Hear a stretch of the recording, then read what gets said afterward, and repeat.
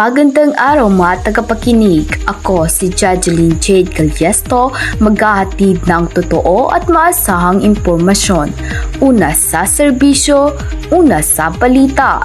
Ito ang DSPC Online Balita. Narito ang inyong balita para sa segment na kalamidad at serbisyong panlipunan. Bumaba ng 6.7 percentage points ang antas ng gutom sa mga mahihirap na pamilya sa bansa. Ayon sa pinakabagong survey ng Social Welfare Stations o SWS na inilabas noong Agosto 13, 2026.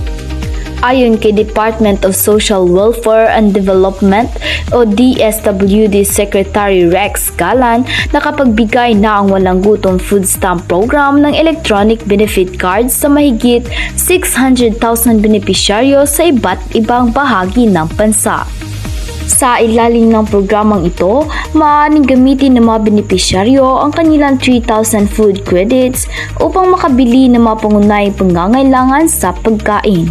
Layunin nitong mabawasan ang kagutuman at matulungan ang mga pamilyang nahihirapang makamit ang sapat at masustansyang pagkain araw-araw.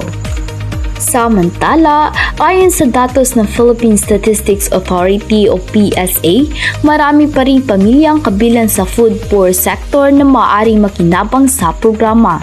Kabilang sa mabibigyang prioridad ang mga buntis at nagpapasusong kababaihan upang masiguro ang sapat na nutrisyon para sa mga ina at kanilang mga anak. Pinipili naman ang mga lalawigan at lungsod na saklaw ng programa batay sa antas ng gutom, kawalan ng seguridad sa pagkain at food poverty sa kanilang lugar. Pagkamat positibong balita ang pagbaba ng antas ng gutom, patuloy pa rin hinihikayat ng pamahalaan ang pagpapalawak ng mga programang tumutugon sa pangangailangan ng mga mahihirap na pamilya. Muli, ito ang inyong tagapagbalita, Jadeline Jade Caliesto, nag-uulat para sa kapakanan ng sambayanan.